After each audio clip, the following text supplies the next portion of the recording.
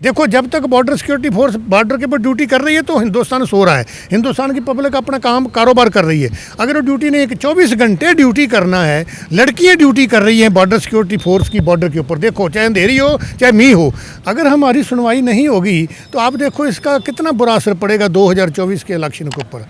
जैसा कि अभी आप डीजीपी साहब से मिलकर आए हैं और अभी आपने कहा कि पेंशन की बारी जो पेमेंट हो रहे हैं, तो जो ORP है वन रैंक वन पेंशन, उसको लेके सर आपका क्या कहना है? क्योंकि ORP को लेके भी कई सारे प्रोसेसन चल रहे हैं लगभग सभी राज्यों में, तो क्या आप उसके बारे में कहें? देखिए, मैं पंजाब का सेंट्रल आर्म्ड पुलिस फोर्स का एसोसिएशन का प्रेसिडेंट हूँ।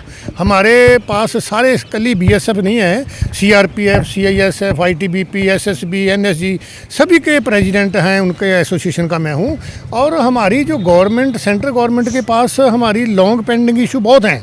10 साल से हम लोग जंतर मंतर में धरना दे रहे हैं, कभी कहीं दे रहे हैं, कभी मेमोरेंडम दे रहे हैं। माननीय राष्ट्रपति जी को हमारी एसोसिएशन उन्होंने दिए हैं, जहाँ और एसोसिएशनें जो बढ़िया काम कर रही हैं इंडिया के अंदर, उन्होंने भी बड़े अच्छे मेमोरेंडम जो है माननीय होम मिनिस्टर साहब को दिए हैं। तो हमारी जो मुख्य मांगे हैं सेंट्रल गवर्नमेंट के पैरामिलिट्री फोर्स की, जो जवानों की सर्विंग की या रिटायर की मांगे हैं कि हमारे को वन रैंक वन पेंशन मिलनी चाहिए। हमारी ओल्ड पेंशन स्कीम जो है वो बंद क्यों की गई? अभी बताओ, जो आदमी आज रिटायर जाएगा उसको पेंशन नहीं मिलेगी, वो कैसे गुजारा करेगा? हमारा वो भी इशू है। हमारे को भी GST माफ़ होना चाहिए, हमारा ये भी इशू है। हमारे को भी अपना जो क्या बोलते हैं इसको, हर डिस्ट्रिक्ट में सैनिक बोर्ड होना चाहिए। अभी देखो कितनी अच्छी बात है, हरियाणा गवर्नमेंट ने एक सैनिक बोर्ड पैरामिलिट्री फोर्स का आज से 3-4 दिन पहले उन्होंने कर दिया है, सैंक्शन कर दिया है कि पैरामिलिट्री फोर्स का सैनिक बोर्ड होगा हरियाणा में। ऐसे जो है बाकी स्टेटों में भी होना चाहिए। जब तक सैनिक बोर्ड नहीं होगा हमारी समस्याओं का समाधान कैसे होगा? अभी हमारी एसोसिएशन है कितना का काम कर लेगी? हमारे को शहीद का दर्जा नहीं है।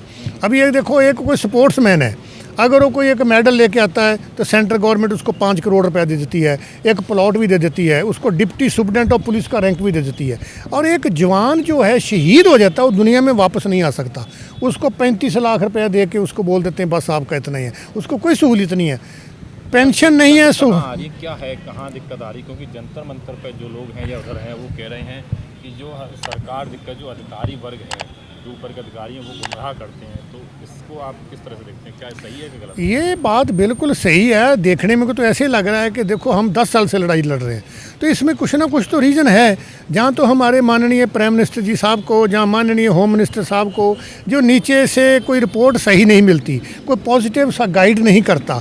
अगर सही गाइडेंस नीचे से मिले तो हम भी तो उनके बच्चे हैं, हम भी उनकी पब्लिक हैं, हमने भी उनको वोट डाल के इतने बड़े मिनिस्टर, प्राइम मिनिस्टर चुना है, होम मिनिस्टर चुना है, आगे भी चुनेंगे। अगर हमारी सुनवाई नहीं होगी तो आप देखो इसका कितना बुरा असर पड़ेगा 2024 के इलेक्शन के ऊपर। और ये पड़ने के चांस हैं। अगर हमारी मांगों को सेंट्रल गवर्नमेंट स्वीकार नहीं करती पैरामिलिट्री फोर्स की, तो हमारे जितने भी पैरामिलिट्री फोर्स के जवान हैं, सर्विंग हैं, रिटायर्ड हैं, विधवाएँ हैं, उनके सारे परिवार जो हैं उनके ऊपर बड़ा बुरा असर पड़ेगा। अभी अगर पंजाब का छोड़ो, आप पूरे हिंदुस्तान में लगा लो कितने लाख रिटायर्ड हैं, हर परिवार में 5-5 वोटें डालोगे तो करोड़ों के हिसाब से बढ़ेंगी। सभी अगेंस्ट हो जाए तो फिर तो नहीं आएगी गवर्नमेंट। हम अगेंस्ट में नहीं है, प्रेजेंट गवर्नमेंट ठीक है, बढ़िया काम कर रही है। हम कहते हैं कि पैरामिलिट्री के पास भी सोचो। जब पैरामिलिट्री को मैसेज देना चाहेंगे, हम एक सेंट्रल गवर्नमेंट से ये कहना चाहते हैं, हमारी बेनती है, हम कोई ऐसे कोई वो करते नहीं है कि हमारा आंदोलन करेंगे, ऐसा नहीं करेंगे। हम बेल्ट फोर्स हैं, डिसिप्लिन फोर्स रिटायर आए हैं। हम तो बेनती करेंगे माननीय अपना प्राइम मिनिस्टर ऑफ इंडिया को कि हमारी जितने भी लॉन्ग पेंडिंग इश्यूज़ है कृपा करके हमारे सॉर्ट आउट किए जाएं, नहीं तो 2024 में इलेक्शनों के अंदर इसका बहुत बुरा असर पड़ेगा। देखो जब तक बॉर्डर सिक्योरिटी फोर्स बॉर्डर के ऊपर ड्यूटी कर रही है तो हिंदुस्तान सो रहा है, हिंदुस्तान की पब्लिक अपना काम कारोबार कर रही है। अगर वो ड्यूटी नहीं, 24 घंटे ड्यूटी करना है, लड़कियाँ ड्यूटी कर रही हैं बॉर्डर सिक्योरिटी फोर्स की बॉर्डर के ऊपर। देखो चाहे अंधेरी हो चाहे मी हो, तो एक जो सिविलियन है पीछे बैठा है उसको आप बोलते हो सुबह 9 बजे दफ्तर आएगा, 5 बजे घर चले जाएगा।